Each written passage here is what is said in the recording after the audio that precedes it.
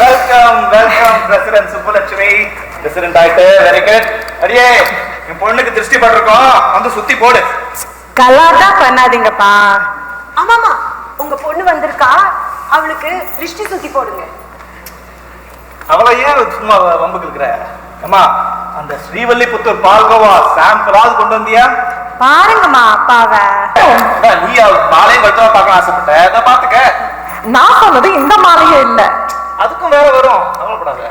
சரியா சொன்னீங்கப்பா, வேலை வந்துருச்சு. என்னம்மா சொல்ற? இது கல்யாண மாலை இல்லல்ல, இது எலெக்ஷன் மாலை தானே? என்னங்க சொல்றீங்க? இது எலெக்ஷன் மாலை தான்ப்பா. அம்மா கொஞ்ச நேரம் பேசாம இருக்கியா? என்ன சொல்ல வர சுப்பு? நான் என்ன சொல்ல வரேன்னா, எனக்கு சூட்டபிள் மேட்ச் யாரா இருக்கும்னு ஒரு 4 பேரை முடிவு பண்ணி வச்சிருக்கேன். பாத்தியாடி நம்ம மகளை எடுத்தோம் கவுத்தோன்னு பார்த்தோம் தட்டிக்கிட்டோன்னு இல்லாம எவ்வளவு விவரமா ஒரு லிஸ்டே போட்டு வச்சிருக்கா. நானும் ஒரு லிஸ்ட போட்டிருந்தேன்னா இல்ல நீங்களும் வேற எங்கேயும் சந்தோஷமா இருந்திருப்பீங்க. ஆமாங்க, நீங்க 2 பேரும் சண்டை போட்டது போதும். சுப்பு நீ சொல்லு, ஒரே ஒரே டென்ஷனா இருக்கு. நான் இன்னைக்கு பிரசிடென்டா உங்க முன்னாடி நிக்க காரணம் அந்த 4 பேர். கொஞ்ச நாளாவே அவங்கள வாட்ச் பண்ணிக்கிட்டு தான் இருக்கேன். அவங்களுக்கும் என்ன பிடிச்சிருக்கு. ஆனா அந்த 4 பேர்ல யாரு எனக்கு ஏத்த மாப்பிள்ள, யாருக்கு நான் ஏத்தவன்னு ஒரு தெளிவான முடிவு எடுக்க முடியல. அத எங்க கிட்ட விடுமா, நாங்க பாத்துக்கிறோம். அம்மா தாயே வேண்டாம். நீங்க ஜாதி அந்தஸ்து படிப்பு அவங்களுக்கு சொசைட்டில இருக்கிற ரெஸ்பெக்ட் அதெல்லாம் தான் பாப்பீங்க. அதெல்லாம் தாண்டி மனசுன்னு ஒண்ணு இருக்கு, அது யாரும் கண்டுக்கவே மாட்டீங்க. உனக்கும் தான் நாங்க அதெல்லாம் பார்த்தோம், நிச்சயதார்த்தமும் பண்ணி வச்சோம். நீ தான் கடைசியில கல்யாணமே வேண்டான்னு சொல்லிட்ட, இப்ப கல்யாணமே பண்ணிக்க மாட்டேன்னு நிக்கிற. அம்மா பழைய இதெல்லாம் எதுக்கு திருப்பி திருப்பி பேசிக்கிட்டு இருக்க? அக்கா, அம்மா சொல்றது மாப்பிள்ளை வீட்டார் தானே இந்த கல்யாணத்தை நிறுத்தினது. அப்படித்தான் எல்லாருக்கும் நாங்க சொல்லியிருக்கோம். ஆனா உண்மையிலேயே நான் தான் மாப்பிள்ளை வேண்டான்னு சொன்னேன். நிச்சயம் அனுப்புறோம் அப்படி சொல்ல என்னக்கா காரணம்? எல்லாம் காலம் காலமா இருக்கிற இந்த சம்பிரதாயம் தான் காரணம். அம்மா அப்பா என்னவோ ஜாதி அந்தஸ்து படிப்பு எல்லாம் பார்த்துதான் மாப்பிள்ளைய செலக்ட் பண்ணாங்க. எனக்கும் அவர் பிடிச்சிருந்தது. அவங்களுக்கு நிச்சயம் ஆனதும் என்ன வேணா கேட்கலான்னு மணி ஹவுஸ் எல்லாம் எல்லாம் என்னெல்லாமும் கேட்க ஆரம்பிச்சுட்டாங்க. I just couldn't take it. I had to put my foot down. அப்பவே நான் அம்மா கிட்ட சொன்னேன், எனக்கு ஒரு ஆப்பர்ச்சுனிட்டி கொடுங்க, நான் பேசி பழகிட்டு அப்புறம் சொல்றேன்னு. இது என்னடி கூத்தா இருக்குன்னு அம்மா தான் சத்தம் போட்டாங்க. அப்பவே எனக்கு ஒரு ஆப்பர்ச்சுனிட்டி கொடுத்திருந்தா I would have known him better. இப்ப அதை பத்தி பேசி என்னடி பிரயோஜனம் இருக்குமா? எனக்கு நடந்த மாதிரி சுப்புக்கு நடக்க கூடாது. அவளாவது அவன் மாப்பிள்ளைய செலக்ட் பண்ணணும். எலியும் பூனைமே நீங்க இருந்து இப்படி இப்ப அவளுக்கு இப்படி சப்போர்ட் பண்ற? அவ யாருமா? என் தங்க தானே. அவளோட வெல்பீயிங்ல எனக்கு அக்கறை இருக்காதா என்ன? எப்ப பார்த்தாலும் நான் அவ கூட சண்டை போடுறத ஒரு பொறாமைனாலன்னு நினைச்சுக்கிறீங்க. You guys just ignore me all the time. சரி, இதெல்லாம் போட்டும். சுப்பு நீ இப்ப என்ன சொல்ல வர? அவதான் தெளிவா சொல்றாளே, அந்த 4 பேர்ல யாருன்னு முடிவு பண்ண முடியலன்னு. அப்ப தெளிவா தெரிஞ்சுக்கிட்டுமே. You take your time. இப்ப என்ன, அந்த 4 பேர்ல யாருன்னு உனக்கு தெரியணும். அவங்களோட way of life, thinking, approach இதெல்லாம் உனக்கு தெரியணும், அவ்வளவுதானே? ஆமாப்பா. பத்தியா, உங்க பொண்ணுங்களுக்கு இங்கிலீஷ்ல சொன்னதான் புரியுது. இன்டர்நேஷனல் ஸ்கூல்ல சேர்த்து விட்டது பெரும் தப்பா போச்சு. அப்பவே சொன்ன பாரதி கலைமன்றம் நடத்துற தமிழ் ஸ்கூல்ல போய் சேர்த்து விடுங்க. கேட்டுனா என்ன பின்னி பரவாயில்ல இல்லையா? சரி, நீ கவலைப்படாத சுப்பு, என்கிட்ட ஒரு ஐடியா இருக்கு. என்ன ஐடியா? இப்படி பண்ணா என்ன? உடனே சொடக்க போடாதீங்க. ஐயோ கட்டிக்கிறீங்களே, ஐடியா முதல்ல சொல்லுங்க. சொல்றேன். இப்ப நீதான் காலேஜ் பிரசிடென்ட் ஆச்சே, உன் காலேஜ்ல ஒரு பட்டிமன்றம் நடத்து. அந்த பட்டிமன்றத்துல அந்த 4 பேரை பேச சொல்லு. அவங்க பேசுற பாயிண்ட்ஸை வச்சு ஓரளவுக்கு நீ அவங்கள ஜட்ஜ் பண்ணலாம். பட்டிமன்றமா? என்னப்பா சொல்றீங்க? அப்பா அப்படி என்ன டாபிக் யோசிச்சு வச்சிருக்கீங்க? வேற என்னவா இருக்க போது? இட்லிக்கு தொட்டுக்க சிறந்தது சட்னியா இல்ல சாம்பாரா? அதானே. இவன் செஞ்சிருந்தா 2 வேஷம் தான் சொல்லுவேன். பெண்களின் முன்னேற்றத்திற்கு பெரிதும் தோள் கொடுப்பது அவர்களின் கடமையா அல்லது உரிமையா? எப்படி? வெயிட். பெண்களின் முன்னேற்றத்திற்கு கடமையா உரிமையா? வண்டர்ஃபுல்பா. இது பத்தி ஆர்கியூ பண்ணும்போது ஓரளவுக்கு அவங்க மைண்ட் செட் கொஞ்சமாவது தெரிய வரும். அப்படியே இல்லைன்னாலும் as the president cultural events நடத்த வேண்டியது என்னோட கமிட்டி பொறுப்பு தான். So this is 2 in 1. ஆமா, ஆனா இது ஒர்க் அவுட் ஆகுமா? we've got nothing to lose அக்கா. என்னப்பா சொல்றீங்க? Of course. பாரதி, நான் வேணா போய் பேசிட்டு வரட்டேன். ஏன் இந்த விபரீத ஆசை உங்களுக்கு? இல்ல, ஒரு 5 நிமிஷமாவது உன் தொந்தரவு இல்லாம போய் பேசலாம் தான். அட, ஏதோ நாடகம் தான் நினைச்சேன். இப்ப என்ன பட்டிமன்றமா? பார்க்க வந்தவங்களுக்கு எக்ஸ்ட்ரா சார்ஜ் எதுவும் இல்லையே? Good question. இது இவங்க கிரெடிட் கார்டு ஹிஸ்டரி எல்லாம் நான் போய் பார்க்கறேன். அப்படி எதுவும் தெரியல. சில பேர் ஆனா உள்ள ஃப்ரீ பாஸ்ல வந்த மாதிரி தெரியுது எனக்கு. என்ன பார்த்து ரசிச்சா போகுது. Hello Kannan, ready? Rolling madam. எல்லாம் சார்ஜ் போட்டீங்களா கரெக்டா? நீங்க ஃபுல் பேமெண்ட் கொடுத்தா எல்லாம் சார்ஜ் தான். எப்போ பார்த்தாலும் பேமெண்ட்லேயே குறியா இருக்காருங்க. சரி, ஓகே. இப்போ என்னை ஒரு அழகா ஒரு போட்டோ எடுத்து காமிங்க. அழகாவா? என்ன பண்ற? ஓகே, அதெல்லாம் ஏஐல பாத்துக்கலாங்க. ஏஐயா? எதுக்கு எடுத்தாலும் ஏஏ. அது என்னங்க? யாருங்க ஏஐ? ஆனா நம்ம அட்மினும் ஐயாசாமியும் தான் சொல்றேன் ஏஐன்னு. அட நீங்களா? வாங்க. வாங்க ஷீலா, வணக்கம். கவரேஜ் எல்லாம் பக்காவா இருக்கணும். அதை நான் பார்த்துக்கிறேன். ஃப்ரேம் டு ஃப்ரேம் நான் தெரியறனோ இல்லையோ, நம்ம அட்மின் ஆக்கிலா நல்லா தெரியணும். அதெல்லாம் கலக்கிடலாம் சார். சரி, இவ்வளவு பேர் பார்க்க வந்திருக்காங்களே பட்டிமன்றத்தை பத்தி, அதை பத்தி கொஞ்சம் சொல்லுங்க. கண்ணன் ரெடி? Rolling madam. எங்க காலேஜ் பசங்க பெரும் பேச்சாளரா வரணுங்கிறது என்னோட பெரிய ஆசை. பேச்சுலர் டிகிரி வாங்குறாங்களோ இல்லையோ, பெரும் பேச்சாளருங்கிற பேரு கண்டிப்பா வாங்கணும். அதுக்கோசரம் தான் நானே பெரும் முயற்சி எடுத்து இந்த பட்டிமன்றத்தை ஏற்பாடு செஞ்சிருக்கேன். பெரும் முயற்சி எடுத்து ஒரு பட்டிமன்றத்தை ரெடி பண்ணியிருக்காரு. அதுக்குரிய தலைப்பை பார்த்தேன். முற்போக்கு சிந்தனை உள்ள நல்ல தலைப்பு. அது எப்படி உங்களுக்கு வந்தது இவ்வளவு அருமையான ஐடியா? அகில, அதெல்லாம் ஒண்ணும் இல்லைங்க. எப்படி இந்த பசங்க வெட்டியெல்லாம் பேசிட்டு சுத்திக்கிட்டு இருக்காங்க. அது மேடையில யாரும் பேசட்டும்னு நம்ம புது பிரசிடென்ட் சுப்புலட்சுமி தான் அதை ஏற்பாடு பண்ணிருக்கிறாங்க. இப்படிப்பட்ட ஒரு பட்டிமன்றத்தை பாக்குறதுக்கு ஆவலா வந்திருக்கீங்க. உங்களோட சேர்ந்து இனியா டிவியின் கோடானு கோடி ரசிகர்களும் லைவா பார்க்கவும் ஆவலா இருக்காங்க. இதை முடிஞ்சோடனே உங்கள்கிட்ட நேரடியா வந்து ரிப்போர்ட்டர்ஸ் நாங்களே எடுப்போம். இப்ப எல்லாரும் தயாராகுங்க ஒரு அருமையான பட்டிமன்றத்துக்கு. இனியா டிவியின் கேமராமேன் கண்ணனுடன் சென்சேஷனல் ஷீலா. வணக்கம் வணக்கம் வணக்கம். உங்கள் அனைவரையும் எங்கள் கல்லூரியின் சார்பாக வரவேற்கிறோம். இந்த பட்டிமன்றத்தோட தலைப்பு சிம்பிள்ங்க. பெண்களின் முன்னேற்றத்திற்கு பெரிதும் தோள் கொடுப்பது அவங்களோட கடமையா இல்ல உரிமையா? நீங்க என்ன நினைக்கிறீங்க பிரின்சிபால்? என்ன ஏன் கேக்குறது ஏன் உரிமை? சொல்ல வேண்டியது உங்க கடமை. அதுக்கு தானே நம்ம நடுவர்னு ஒருத்தரை வச்சிருக்கோம். எஸ், திரு அறிவொளி அரங்கநாதன் அவர்களை வரவேற்கிறோம்.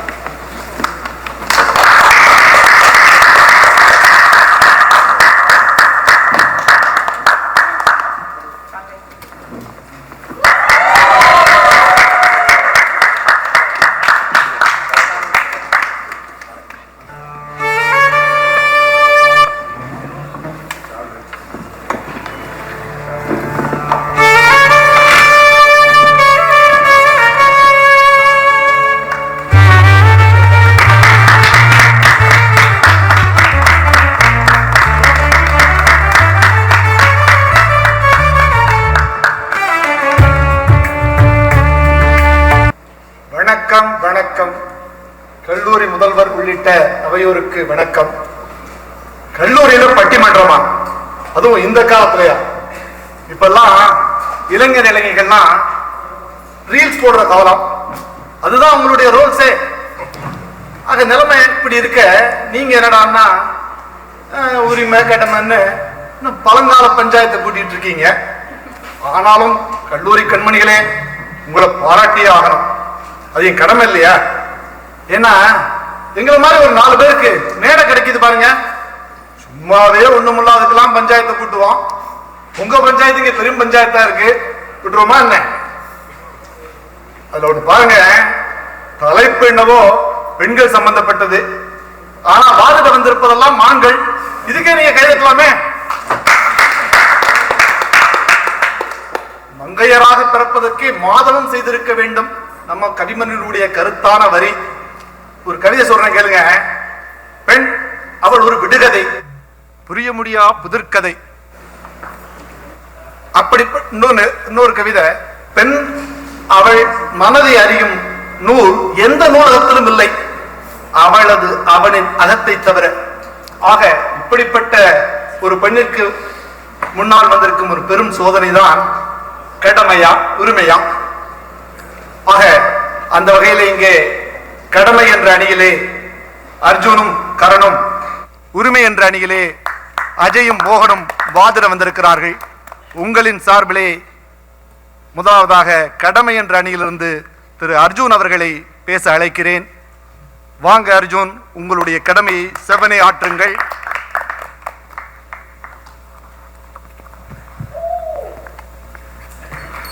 அப்பப்ப மணி அடிப்பேன், இல்லாட்டா அப்புறம் முடிக்கிறேன்னா மணியால் அடிப்பேன், பார்த்துக்குங்க. அனைவருக்கும் வணக்கம். கடமை உரிமை இது ரெண்டுமே ஒரு மனுஷனோட வாழ்க்கையை வழி நடத்துது.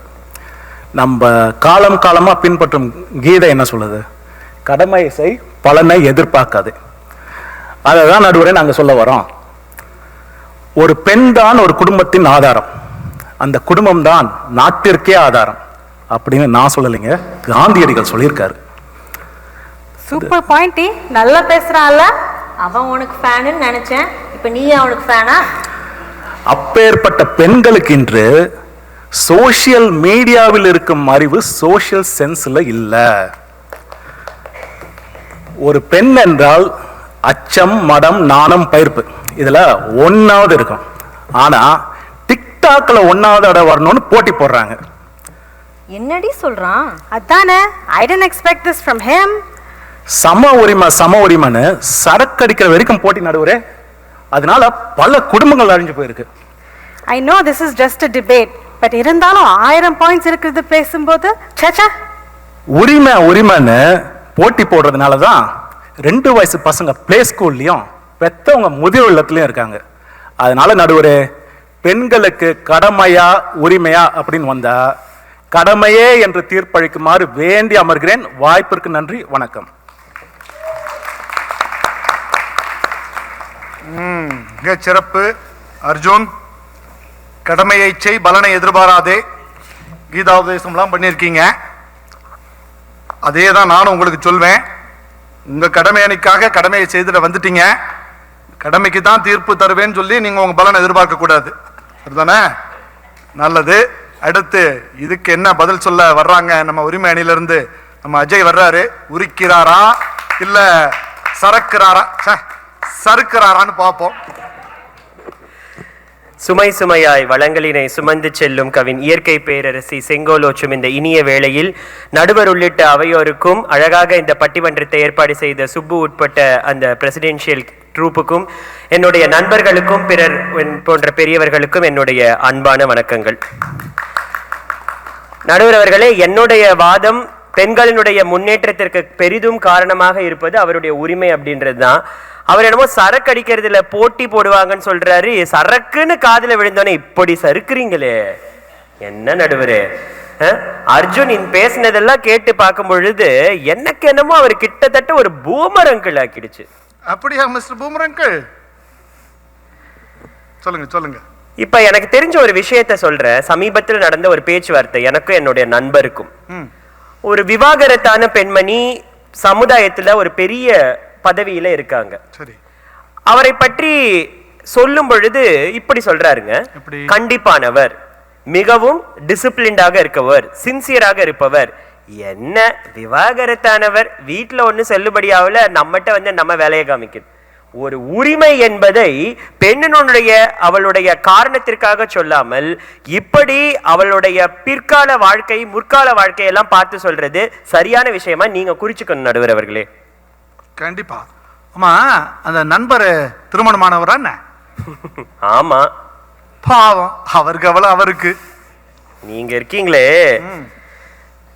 இப்படி இருக்கக்கூடிய இந்த சமுதாயத்துல பெண்கள் என்பவர்கள் குடும்பத்தை பார்த்துக்கிறதுக்கும் குழந்தைகளை பார்த்துக்கிறதுக்கும் அப்படின்னு கடமையா நினைச்சுக்கிட்டு இல்லாம இதையெல்லாம் தாண்டி இந்த சமுதாயத்தையே முன்னேற்றுவதற்காக மேம்படுத்துவதற்காக அவர்கள் பாடுபட வேண்டும்.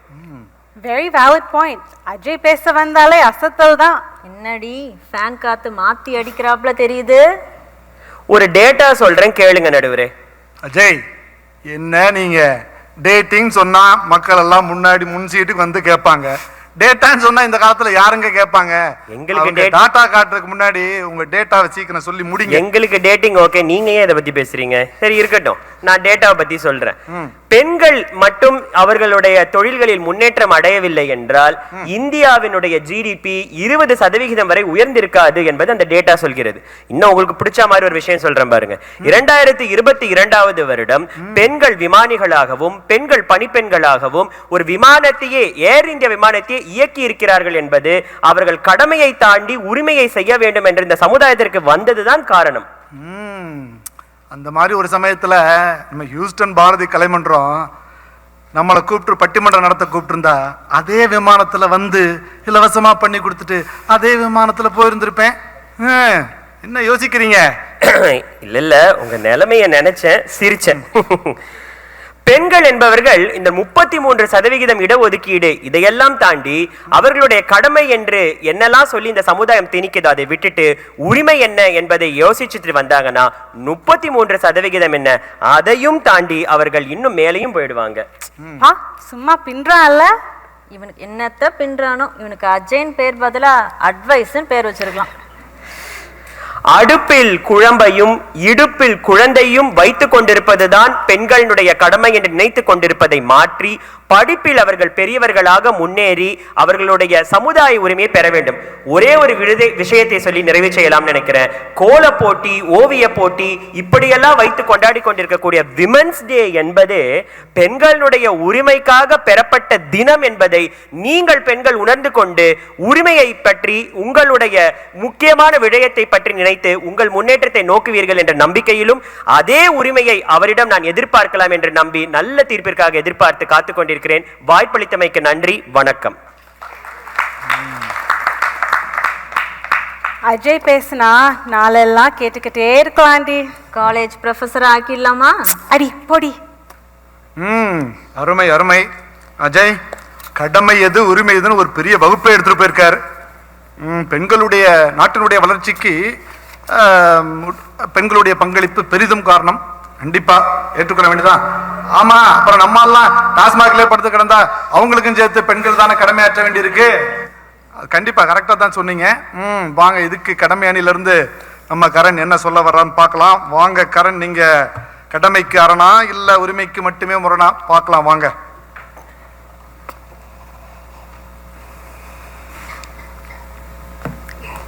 நன்றி நடுவரே, அவையோருக்கு வணக்கம். எனக்கு முன்னாடி பேசின அஜய் பெண்களின் உரிமைக்கு நாமெல்லாம் குறுக்க நிற்க மாதிரியே பேசிட்டு இருக்கிறாரு. ஆனா பெண்களின் கடமைய என்னோட கடமையா நினைச்சு பேச வந்திருக்கேன் நடுவரே. பேசுங்க பேசுங்க.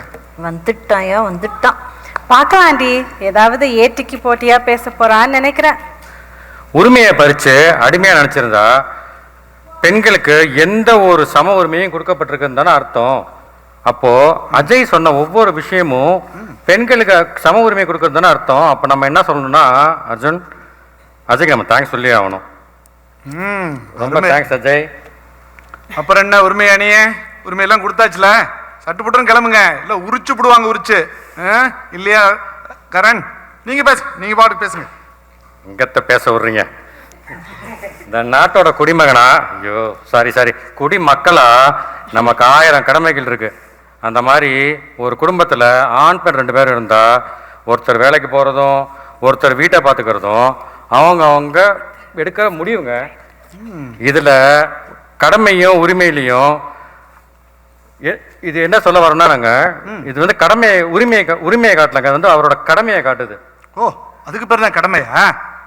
எனக்கெல்லாம் உரிமை உங்கள் சாய்ஸ்னு ஒன்று இருந்துச்சுன்னா வீட்டுக்காரமா பேசாம வேலைக்கு போக சொல்லிட்டு நான் பாட்டுக்கு ஒரு சுத்த போயிடுவேன் ஜாலியா. நடுவரே, உங்க சோகம் எனக்கு புரியுது. உங்க அம்மா வீட்டுக்கு போட்டா, உங்க அம்மா வேலைக்கு உங்க வீட்டுக்காரங்க வேலைக்கு போயிட்டா நீங்க வந்து வீட்டை பாத்துக்கணும், ஜாலியா ஊசுத்த கூடாது, சரியா? இதுக்கு பேசாம நான் வேலைக்கே போயிடுவேனே, இதுக்கு நான் போய் வேலை பார்த்துட்டேன். ஆனாலும் ஒண்ணுங்க, இந்த கொரோனா வந்தாலும் வந்துச்சு, இந்த ஆண்கள் எல்லாரும் ஒர்க் ஃப்ரம் ஹோம் பண்றாங்களோ இல்லையோ, ஒர்க் ஃபார் ஹோம் நல்லா பண்றாங்க. அதுக்காகவே அவங்கள பாராட்டி ஆகணும் இல்லையா? ரொம்ப கரெக்ட் நடுவரே. அந்த மாதிரி ஒருத்தவங்க வீட்டை பார்த்துக்கிட்டா அவங்கள அறியாம அர்த்தமே இல்லைங்க. ஃபார் எக்ஸாம்பிளுக்கு எடுத்துக்கோங்க, எங்கள் அப்பா வந்து ஒரு பெரிய ரியல் எஸ்டேட் மேன். அவர் வந்து எப்பயுமே வீட்டில் இருந்தாங்க ஒர்க் பண்ணுவார். ஆனால் எங்கள் அம்மா வந்து டாக்டர். அவங்க பாதி நேரம் ஹாஸ்பிட்டல் தான் வீடாக நினச்சிட்டு இருப்பாங்க. அதுக்காக எங்கள் அப்பா வந்து அம்மாவை வந்து வேலைக்கு அனுப்பிச்சு விட்டு கொடுமைப்படுத்தாங்கன்னு அர்த்தமாங்க? இல்லைங்க, யாருக்கு எது சரியா அதை செய்கிறாங்க. இதில் என்னங்க இருக்கு? சொல்லுங்க. இப்ப சமையல்லாம் யாரு பாப்பா உங்க வீட்டுல? சொல்ல வரேன், இன்னொன்னு சொல்ல வரேன். இருங்க, ஒன்னு சொல்றேங்க. எங்க அப்பா தான் எப்பயுமே வீட்டை சமைப்பாரு. உங்களுக்கு எல்லாம் தெரியுமாங்க? என்ன உங்க வீட்லயும்பா? அப்ப உங்க வீட்லயும்பா? எங்க அப்பா வழி வந்தவங்க தானே நாங்கெல்லாம். இப்ப நம்ம அரசியல்வாதி மாதிரி பேசும்போது அந்த கையை ஆட்டி ஆட்டி பேசுறதெல்லாம் எப்படி வந்துச்சுன்னு நினைக்கிறீங்க? வீட்டுல மாவாட்டி வந்த பழக்கம் தான். சரி, அதை விடுங்க. நான் எங்க வீட்டு விஷயத்துக்கு வரேங்க. சரி, எங்க அப்பா தாங்க வீட்டுல சமைப்பாரு. அதுக்காக எங்க அம்மா வந்து அவர் குடும்பப்படுத்த அர்த்தம் இல்லைங்க. யாருக்கு எது சரியா அதை பண்றாங்க. இதுல ஆண் பெண் பேதம் என்னங்க இருக்குது? இதை பத்தி நான் சொன்னேன்னா வச்சுக்கோங்களேன், ஆணாதிக்கம்னு சொல்றாங்க. ஆக்சுவலா பார்த்தோம்னா சம உரிமைக்கு ஆண்கள் தாங்க போராடணும். ஆகவே நடுவரே, பெண்களின் முன்னேற்றத்துக்கு கடமைதான் கை கொடுக்கும்னு சொல்லி கடமையே என்று தீர்ப்பளிக்குமாறு வாய்ப்பு கொடுத்தவங்களுக்கும் அனைவருக்கும் நன்றி சொல்லி விடைபெறுகிறேன். நன்றி, வணக்கம். திமிரு தாண்டி இவனுக்கு. சேச்சா, துணிச்சலா தான் பேசியிருக்கான்.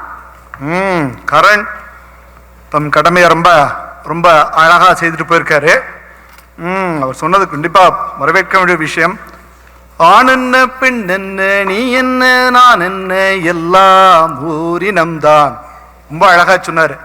இப்பெல்லாம் கப்பல்ன்ற வார்த்தைக்கு அர்த்தமே மாறி போச்சுங்கிறேன். ஒரு காலத்துல புருஷன் பொண்டாட்டி, கணவன் மனைவி, ஜோடி இப்படிலாம் இருந்த காலத்துல இப்ப அதுக்கு பேரு இணையர். இணையர் என்ன ஒரு அழகான தமிழ். இங்கிலீஷ்ல சொல்ல போனா பெட்டர் ஹேஃப். வீட்டில் வேலை பார்க்கறதுல இருந்து, கிளீன் பண்றதுல இருந்து, சமையல் பண்றதுல இருந்து எல்லாத்துலயும் சரிக்கு சமம். அப்புறம் என்ன, இன்னும் என்ன வக்காலத்து? என்ன மோகன்ஜி, என்ன சொல்ல வர்றீங்க? வாங்க.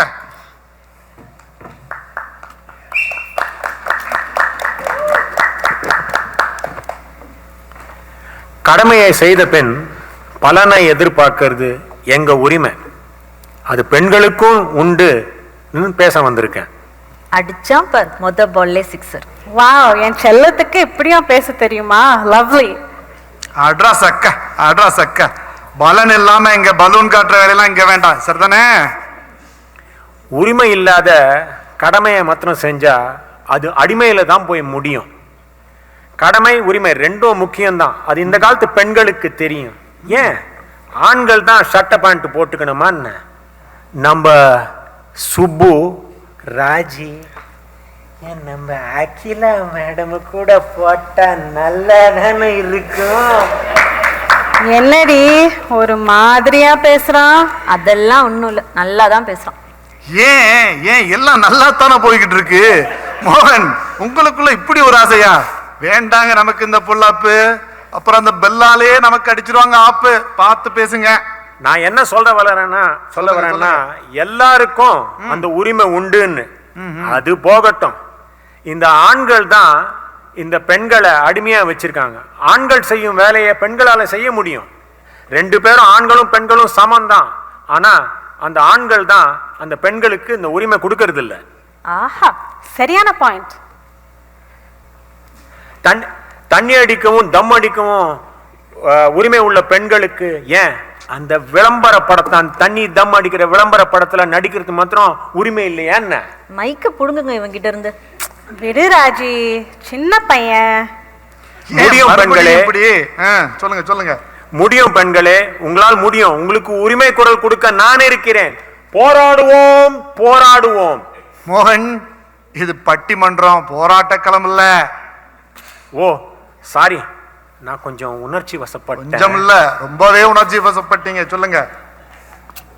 ஆனா எல்லாருக்கும் அந்த உரிமை இருக்குன்னு நான் சொல்ல வந்தேன். அது ஆகவே கடமையா உரிமையா அப்படின்னு வந்துட்டா நம்ம நடுவர் நல்ல தீர்ப்பு கொடுப்பாருன்னு சொல்லி நம்பி விடைபடுகிறேன். உரிமை தான் வரணும்னு நம்புறேன். வணக்கம். நம்ம மோகன்ஜி ஒரு மாதிரியா பேசினாலும் ஒரு மாதிரி பேசி முடிச்சிட்டாரு. பரவாயில்ல. நல்ல தீர்ப்பான், நல்ல தீர்ப்பு. தீர்ப்புல என்ன நல்ல தீர்ப்பு கெட்ட தீர்ப்பு? நம்ம சொல்றதான் தீர்ப்பு, நாட்டாமையால மாற்ற முடியாத தீர்ப்புங்கிறேன். இது நம்ம நேரம், சொல்ல போனா இது ஏன் நேரம், உங்க கெட்ட நேரம். தீர்ப்பை கேட்டுத்தான் ஆகணும், உங்க தலையெழுத்து. நல்லது. ஆனாலும் மக்களே, பட்டிமன்றம் இது பட்டிமன்றமா இல்ல கெட்டிமன்றமான்னு தெரியல.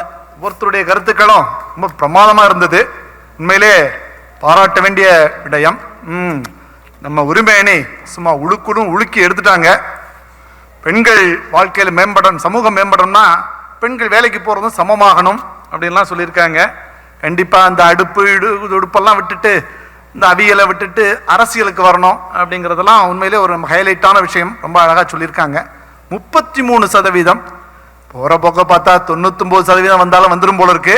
நிலைமை அப்படி இருக்கு.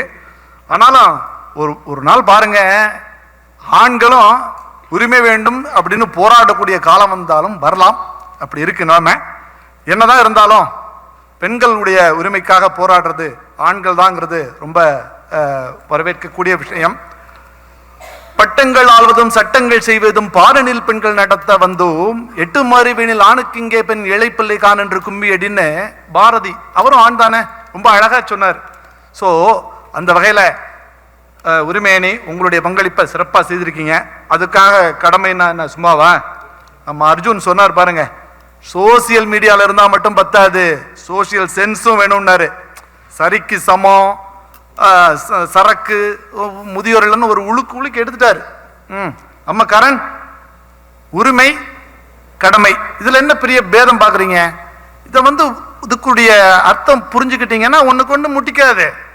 ஆக உரிமையோ கடமையோ அதனுடைய பொருள் உணர்ந்தால் உறவுகள் பலப்படும். பெண்கள் இயல்பிலேயே மென்மையானவர்களுங்க, ஆனா கடமை மிக்கவர்கள் இல்லையா? ஆண்கள் தன்மையானவர்கள், ஆனாலும் உரிமைக்கு மதிப்பளிப்பவர்கள். கடமை, கண்ணியம், கட்டுப்பாடு, இதுதான பெண்களுடைய தாரக மந்திரமே. கண்ணியமிக்க கட்டுப்பாட்டுடன் கடமையாற்றுபவர்கள் பெண்கள். அந்த வகையிலே பெண்களின் வாழ்வின் முன்னேற்றத்திற்கு பெரிதும் தோள் கொடுப்பது கடமையே என்று சொல்லி இந்த வாய்ப்பினை வழங்கிய கல்லூரி நிர்வாகத்தினருக்கும் கல்லூரி கண்மணிகளுக்கும் நன்றி பாராட்டி அமைகிறோம். நன்றி, வணக்கம். ஹலோ, எல்லாரும் எப்படி ரசிச்சீங்க? நல்லா இருந்தது அந்த பட்டிமன்றம். ஒரு சிலர் உங்களுடைய வியூவை சொல்லலாமே. கண்ணன் ரெடி? எப்படி இருந்தது உங்களுடைய இந்த அனுபவம்? பட்டிமன்றம் லைவா உங்களுக்காக பண்ணியிருக்காங்க. உங்களுடைய கருத்துக்களை ஷேர் பண்ணுங்க. It was just amazing. Everyone did a fantastic job. Thank you. Thank you. நீங்க சொல்லுங்க, எப்படி இருந்தது? நேரடியாக ஒரு பட்டிமன்றம் நம்ம கண்ணு முன்னாடி அரங்கேற்றி இருக்கு. சொல்லுங்க உங்களுடைய கருத்துக்களை. பட்டிமன்ற தலைப்பு சூப்பர், நல்லா போயிட்டு இருந்தது. நடுவில் என்ன பேசுறாங்கன்னு அவங்களுக்கே கொஞ்சம் தெரியாத மாதிரி தடுமாறி சில நேரங்கள்ல பளிச்சுன்னு இப்படி உண்மையெல்லாம் சொல்லக்கூடாது. உங்களுடைய கருத்துக்களை. மோகன் சார் நல்லா பண்ணாருங்க. ஓகே, ஹியூஸ் சான் ஆண்டனியோல வந்திருக்கீங்க. உங்களுடைய கருத்துக்களை சொல்லுங்க. கடமைன்னு சொல்வேன், கடமைக்கு தான். நன்றி நன்றி, தேங்க்யூ. நேரடியா ஒரு பட்டிமன்றம் பார்த்துருக்கீங்க. ஸோ எப்படி இருந்தது? இவ்வளவு நாள் நம்ம தொலைக்காட்சியில பார்க்கலாம், தூரத்துல ரீல்ஸ் பார்த்துட்டு உட்காந்துட்டு இருக்கப்ப நம்ம கண்ணு முன்னாடி இத்தனை வாரங்களா ப்ராக்டிஸ் பண்ணி நமக்காக பண்ணியிருக்காங்க. அதை பத்தி சில வார்த்தைகள். ரொம்ப நல்லா இருந்தது. ரெண்டு அணியும் நன்னா பேசினா, வாதம் நன்னா இருந்தது. நடுவர் என்னமோ உரிமைக்கு தான் தருவார்னு நாங்கள் நினச்சிட்டு இருந்தோம். பட் அவர் கடமையை கொடுத்துட்டார். அவர் தன்னோட கடமையை செஞ்சுட்டார். தேங்க்ஸ். ஒரு கடமையை செஞ்சு வேற மாதிரி செஞ்சுட்டாருன்னு நினைக்கிறீங்களா? சரி, உங்களுடைய கருத்துக்கள். ஒரு வித்தியாசமான பட்டிமன்றம். கல்லூரியில் இந்த மாதிரி ஒரு பட்டிமன்றத்தை எதிர்பார்க்கல. பட்டிமன்றம் நடந்ததா இருக்கட்டும், நீங்க அதை நடத்தி கொண்டு போறத எதுவா இருக்கட்டும், ரொம்ப பாங்கா ரொம்ப நல்லா பண்றீங்க. அருமையான இருந்தது.